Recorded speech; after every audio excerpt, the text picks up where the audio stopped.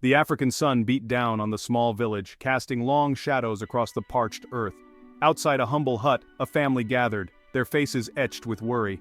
Kwame, their beloved son, lay on a mat, his breath shallow and ragged. Kwame's father saying a silent plea for him to hold on. His mother, her eyes red-rimmed with tears, murmured prayers under her breath. Their fate, their very identity, rested on Kwame's frail shoulders. Their lineage stretched back generations, a tapestry woven into the fabric of the village. But Kwame's breaths grew shallower, his grip weaker, and despair began to creep into their hearts. A tremor ran through Kwame's frail hand, his grip tightening on his blanket. His breaths came in short, shallow gasps, each one a struggle. "Father," he rasped, "there's something I must tell you." A hush fell over the gathering, the air thick with anticipation. "I have children," he confessed, "with Malaika." The name seemed to echo in the stunned silence that followed. Their world, governed by tradition, seemed to tilt on its axis. The room crackled with unspoken questions, the air thick with apprehension. Kwame's confession had shattered their understanding of their son. Yet, amidst the shock, a fragile hope flickered. Kwame had fathered children. Their lineage might not die with him after all. But acknowledging Kwame's children with Malaika meant defying tradition. Torn between love for their son and fear of societal repercussions, Kwame's family was paralyzed by indecision. "I want to see my children before I die, and I want them to come and live among their kith and kin. They are my blood, they do not belong to Mr. Mabwe." His uncle, a man of tradition and unwavering principles, struggled to reconcile his love for Kwame with this unprecedented situation. Kwame's mother, her heart torn between loyalty and societal expectations, found herself grappling with the implications of this revelation. And his father, his face etched with worry, bore the heavy mantle of responsibility for the preservation of their family name. The family gathered in hushed whispers, their voices laced with a mixture of apprehension and concern. The weight of tradition, the fear of societal judgment, hung heavy in the air. Kwame's uncle, his voice trembling with emotion, spoke of the sacredness of lineage, the importance of upholding their family's honor. Kwame's mother, her eyes filled with tears, pleaded for understanding, her love for her son battling against the ingrained beliefs of a lifetime. And Kwame's father, his gaze fixed on some distant point, seemed lost in thought, the weight of the world resting on his shoulders. Yet amidst the turmoil, a glimmer of hope emerged. Kwame's uncle, his love for his nephew overriding his initial reservations, proposed a plan.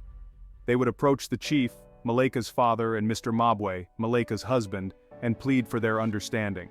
It was a long shot, a desperate gamble fueled by love and the desire to honor Kwame's dying wish. The family, united in their determination to grant Kwame his final request, clung to this fragile hope, their hearts heavy with the knowledge that the odds were stacked against them. With a mix of trepidation and resolve, Kwame's father and uncle embarked on their mission, their steps heavy with the burden of their task. They knew the risks, the potential consequences of their defiance, but the thought of denying Kwame his final wish was unbearable. The journey to the chief's compound was fraught with a palpable tension. Each step forward felt like a transgression, a challenge to the very fabric of our traditions. Kwame's father, a man who had always found solace in the familiar rhythm of our customs, now wrestled with the suffocating weight of those same traditions.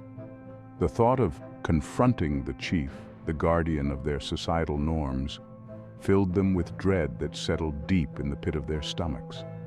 They walked with an uncharacteristic hesitation. Their usual air of authority seemed diminished, replaced by a quiet anxiety that betrayed their inner turmoil.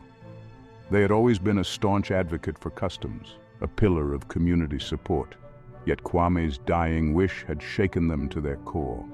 The conflict between their loyalty to tradition and love for Kwame was etched on their faces, a testament to the impossible choice before them. As they approached the imposing entrance of the chief's compound, the air crackled with an invisible energy. The lush vegetation that surrounded the compound, usually a source of serenity, now seemed to press in on them, amplifying their sense of foreboding. The rhythmic beat of drums, usually a soundtrack to daily lives, now felt like a relentless countdown, each thud a reminder of the gravity of their mission. With a deep breath, they straightened their shoulders and stepped across the threshold. This was not a matter of right or wrong, but a plea for mercy, a desperate attempt to navigate the treacherous waters of tradition in the name of love and compassion. The chief's compound buzzed with activity. Women with baskets balanced gracefully on their heads hurried through the courtyard, their colorful attire a stark contrast to the somber expressions on the men gathered around the central fire. They were led to a small, dimly lit hut, the air thick with the scent of herbs and wood smoke. The chief and his advisors, wizened elders with eyes that seemed to hold the wisdom of generations, greeted them with curt nods. The silence, heavy with unspoken judgment, did little to ease their apprehension. The weight of their request, the audacity of their plea, hung heavy in the air, a suffocating blanket of tension. Gathering his courage, Kwame's uncle began to speak. His voice, usually firm and resonant, trembled slightly as he laid bare their predicament. He spoke of Kwame's failing health, his dying wish, and the 3 children he had fathered with Malaika. He spoke of their love, a love that had blossomed in the shadows, a love that defied societal norms but burned with the intensity of 1,000 suns. The chief and his advisors listened intently, their faces impassive masks that betrayed no emotion. Their silence and stares, however, spoke volumes. It was the silence of men accustomed to wielding power, a silence that could instill both fear and respect.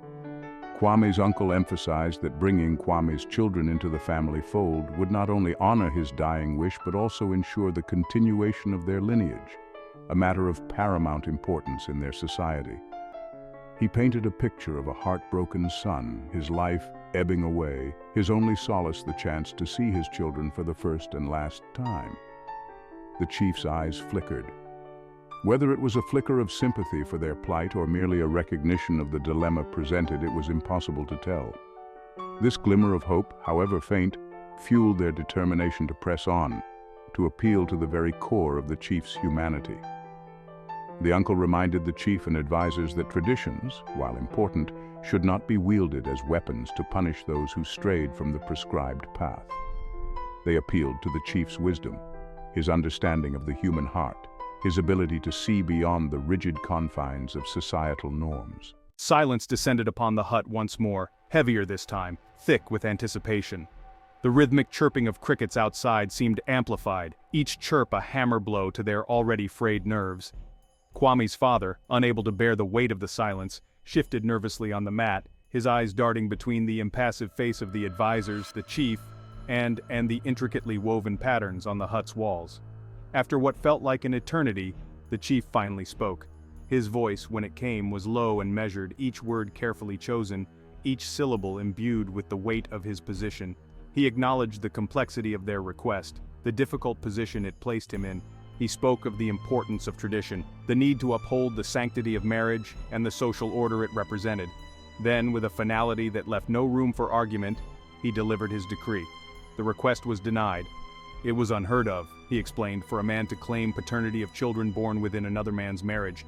Such a claim, he argued, would undermine the very fabric of their society, throwing their carefully constructed social order into disarray. Despair washed over Kwame's father and uncle. Their last glimmer of hope extinguished, they were left with the bitter taste of defeat. The weight of the chief's decision pressed down on them, a suffocating reminder of the limits of their power and the unwavering grip of tradition. The weight of the chief's refusal hung heavy in the air, a suffocating blanket of despair. Kwame's father and uncles, faces etched with disappointment and a burgeoning anger, struggled to comprehend the rigidity of the chief's stance. They had pleaded with hearts full of hope, only to be met with a wall of indifference. The thought of returning to Kwame with this news, witnessing his spirit crumble under the weight of this final rejection, was almost unbearable. As they rose to leave, their steps heavy with defeat, a new resolve ignited within me. They had spent their lives adhering to the dictates of tradition, respecting the authority of the chief, but this felt different. This was not a matter of societal norms or abstract principles, but a matter of life and death, of love and compassion, and most important, their lineage. Their own flesh and blood lay dying, his final wish denied by the very people entrusted with protecting the community. They felt invisible energy, turning back to the chief and advisors. Kwame's uncle, his voice trembling with a potent mixture of anger and despair, he uttered words that echoed through the small hut, words that would reverberate through the village and beyond. He told the chief, his voice unwavering, that Kwame, his nephew, wishes to see his children before he meets his ancestors. And if this simple request is denied, he will call upon the spirits of our ancestors to bear witness to this injustice and invoke their own anger against the injustice. The air in the hut crackled with tension. The chief and advisors, eyes wide with surprise, stared at them, their faces now a mask of barely concealed anger. They had expected pleas, tears, perhaps even anger, but this was defiance, a direct challenge to the chief's authority. The very air seemed to crackle with the weight of unspoken consequences, the potential repercussions of this audacious act of defiance. Kwame, empowered by his father and uncle's defiance, and fueled by desperation and love for his children, he called for the village elders, the chief's advisors, and Mr. Mabwe's relatives to witness his final act. This wish the chief granted. The news spread through the village like wildfire. Most of the villagers gathered at Kwame's hut to witness what was up Kwame's sleeves. Kwame, propped up against his pillows, addressed the gathering. "You deny me my dying wish," he rasped, "to see my children before I die." With a trembling hand, Kwame scooped a handful of dirt from the ground. "I curse you," he uttered. "May your lineages know the same fate you condemn mine to. The chief and Mr. Mabwe and all your relatives. Your sons or grandsons be barren, your daughters or granddaughters bear no fruit, if you do not grant me this wish.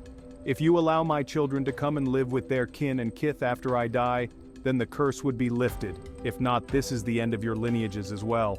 His words cut through the silence, leaving a trail of unease. A collective gasp rippled through the crowd as Kwame unleashed his curse. Fear flickered in the eyes of the villagers, replacing their initial curiosity with dread. The chief's advisors, security guards, and Mr. Mabwe's relatives shifted uncomfortably under Kwame's accusing gaze. Kwame's desperate act had shattered the fragile peace of their world. The chief's emissaries promised to convey his message, but their words rang hollow, their promises empty. Mr. Mabwe's relatives, pride wounded, remained silent, with resentment simmering on Kwame's exposé of Mr. Mabwe's infertility. The villagers, accustomed to the quiet rhythms of their lives, were both shocked and intrigued by this unexpected turn of events. Whispers of Kwame's plight, his forbidden love, and his dying wish filled the marketplace, weaving their way through the crowded alleyways, reaching the ears of even the most isolated huts on the outskirts of the village. The chief, upon hearing of Kwame's curse, was enraged. How dare a mere farmer challenge his authority, his divine right to rule? This was not just defiance, it was an act of rebellion, a threat to the very fabric of their society. He summoned his advisors, their faces etched with concern as they gathered in the main hut, the air thick with apprehension. A palpable tension gripped the village in the wake of Kwame's curse. The air, once alive with everyday life, now crackled with unease. The shadow of Kwame's words had seeped into the very soil, tainting their world with fear. The elders, their faces etched with anger and apprehension, struggled to maintain composure. Kwame's curse had exposed the fragility of their power. Days turned into nights, each one a torturous reminder of Kwame's fading life. His family clung to the fragile hope that his curse might unite him with his children. As Kwame's life ebbed away, his family realized he would leave this world without ever seeing his children. 7 agonizing days after the chief's emissaries departed, Kwame breathed his last. The silence that descended upon his family was deafening, a suffocating blanket of grief and despair. He was gone, taking with him their hopes of reconciliation, of witnessing the continuation of their lineage. The news of Kwame's passing spread through the village like wildfire, leaving a trail of hushed whispers and apprehensive glances in its wake. The curse, once a distant threat, now loomed large, casting a long shadow over their lives. The villagers, caught between mourning and fear, retreated into their homes, their silence speaking volumes. Kwame's family, their world shattered by his loss, prepared his body for burial, their movements mechanical, their faces etched with a grief so profound it seemed to suck the air from their lungs. The weight of their loss, of their unfulfilled hopes and dreams, pressed down on them, threatening to crush them beneath its unbearable weight. The silence, heavy with unspoken fears and the weight of tradition, became a tangible presence in the village. It was the silence of unanswered questions, of shattered hopes, of a future shrouded in uncertainty. And in the midst of it all, Kwame's curse lingered, a constant reminder of the price of defiance, of the enduring power of love and loss. News of Kwame's death reached Malaika, shattering the fragile peace she'd carefully constructed around herself and her children. The world, once vibrant and full of life, dulled around the edges, the colors losing their intensity as grief tightened its grip. It was a grief amplified by years of concealed love, of stolen moments and whispered promises, all swept away in the tide of Kwame's passing. Malaika's children, sensing their mother's profound sorrow, tiptoed around her with a mixture of fear and concern. They had always known, on some level, that their mother harbored a sadness that ran deeper than their childish understanding could fathom. But this was different. She found herself drawn to her children, their innocent faces a mirror reflecting a past she could never fully share, a future irrevocably altered. Kneeling before them, her hand trembling as she brushed away a tear from her face. Malaika knew the time had come to unveil the truth, to burden their young shoulders with the weight of their father's legacy. Her voice, usually strong and steady, wavered as she spoke of Kwame, a man they had never met but whose blood flowed through their veins. She told them of their father, a farmer whose love for their mother defied societal norms, whose spirit burned brighter than any social standing. She spoke of forbidden love, of a society that prized family honor over love, and of the stolen moments that kept their love alive. She spoke of Kwame's dying wish, his desperate plea to see his children. As she spoke, she saw a flicker of understanding in her children's eyes. They had always felt a certain disconnect, and now finally, the pieces of the puzzle fell into place. She answered their questions with a raw honesty that surprised even herself, her words painting a picture of a man whose love transcended the boundaries of life and death, a love that would forever connect them. The weight of her revelation settled heavily upon Malaika, the emotional outpouring leaving her drained.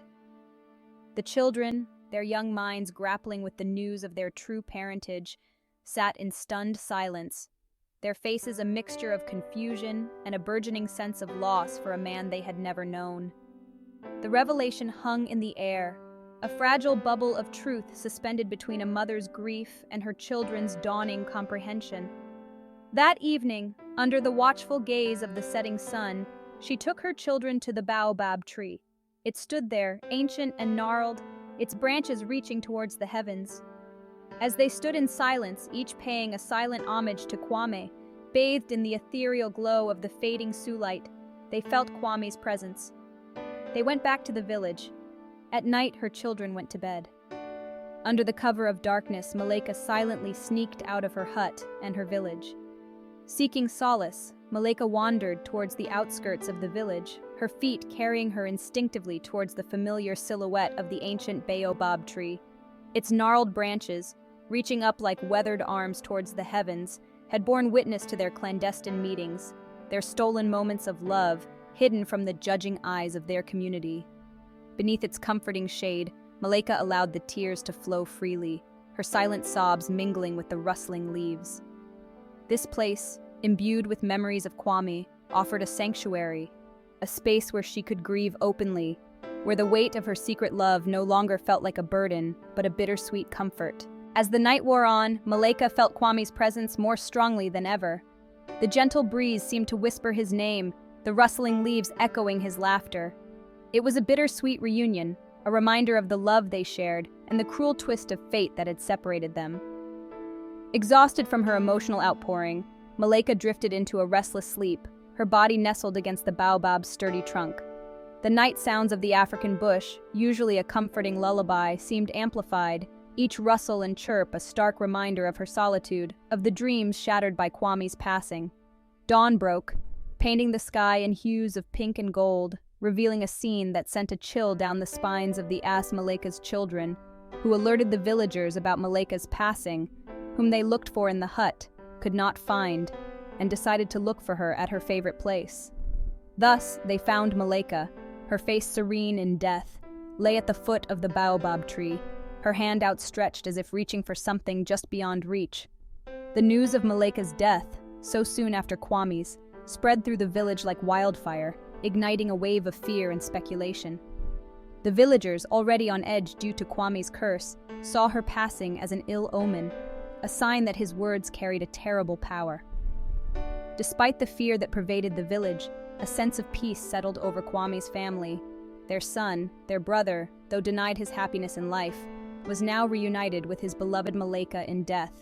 Their love story, a song silenced before its final note, would forever be etched in the memory of the baobab tree, a testament to the enduring power of love in the face of adversity. Malaika and Kwame's final request surprised everyone.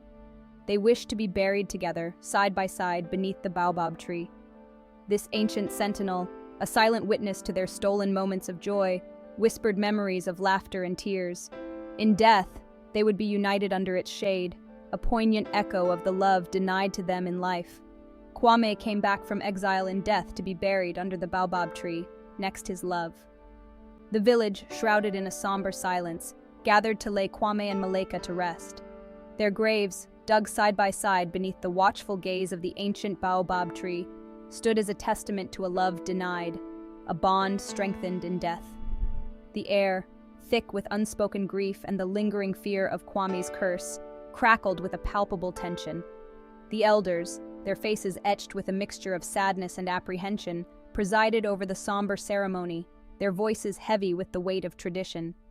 Yet even their pronouncements, usually imbued with an air of unshakable authority, seemed to falter, their words losing their potency in the face of the raw emotion that permeated the gathering. Kwame's family, their movements stiff with grief, accepted condolences with a stoicism that belied their inner turmoil.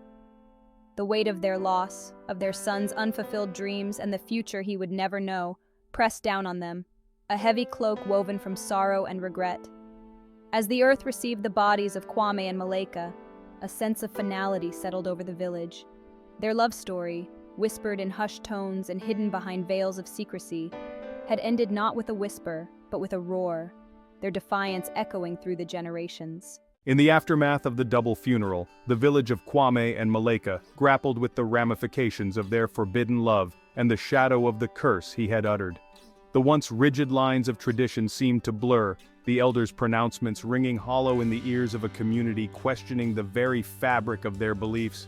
Mothers, their hearts heavy with a newfound empathy for Malaika's plight, looked at their own children with a mixture of love and a flicker of fear. The whispers, once hushed and fearful, now carried a hint of defiance, a questioning of the societal norms that had condemned Kwame and Malaika to a life shrouded in secrecy. The younger generation, emboldened by Kwame's act of defiance, began to question the elders' authority, their whispers evolving into open discussions about love, tradition, and the price of conformity. The seeds of change, sown in the fertile ground of grief and uncertainty, began to take root, their fragile shoots reaching for the light. Even the chief and Mr. Mabwe, the targets of Kwame's curse, found themselves wrestling with a mixture of anger and a grudging respect for the young man's unwavering love for his children. The fear of the curse lingered, a constant shadow over their lives, but it was tempered by the realization that their authority, once absolute, was not impervious to the winds of change. Malaika's children, orphaned by fate and bound by the legacy of their parents' love, found solace in each other's company. The villagers, their initial shock giving way to a quiet empathy, offered them kindness and support. The chief and Mr. Mabwe, however, remained ensnared in the web of their own making. The chief, haunted by the specter of Kwame's curse and the growing unrest among his family, retreated into himself. Mr. Mabwe, burdened by the public knowledge of his infertility, became a recluse in his own home. The villagers, their hearts touched by the couple's tragic fate, would often gather beneath baobab tree, their voices hushed in respect, their thoughts turning to the enduring power of love. As seasons passed, the memory of Kwame and Malaika's love story began to be spoken more openly. Once a cautionary tale of societal boundaries transgressed, Kwame and Malaika's love story morphed into a testament to the heart's unyielding spirit. The baobab tree, their final resting place, became an unexpected shrine. Drawn by an invisible force, those yearning for forbidden love began to arrive, leaving silent tributes beneath its sprawling branches. The lovers, never meant to be forgotten, became a beacon of hope, their defiance a whispered promise that even the most forbidden love could leave an indelible mark. The whispers, once tinged with fear and judgment, now carried a note of defiance. The younger generation found inspiration in Kwame and Malaika's story. They saw in Kwame's defiance a reflection of their own yearning for autonomy. They saw in Malaika's quiet strength a role model for challenging the status quo. the whispers of change began to weave their way through the very fabric of the village. The baobab tree stood as a silent witness to this transformation, its branches reaching towards the heavens. The tale of Kwame and Malaika, whispered on the wind and etched into the very heart of their village, transcended the boundaries of a simple love story. It became a parable, a cautionary yet ultimately hopeful reminder of the enduring power of love and the consequences of clinging too tightly to tradition's grip. Their love, born in secrecy and tested by societal pressures, became a beacon, illuminating the fault lines within their community and sparking a conversation that echoed through generations.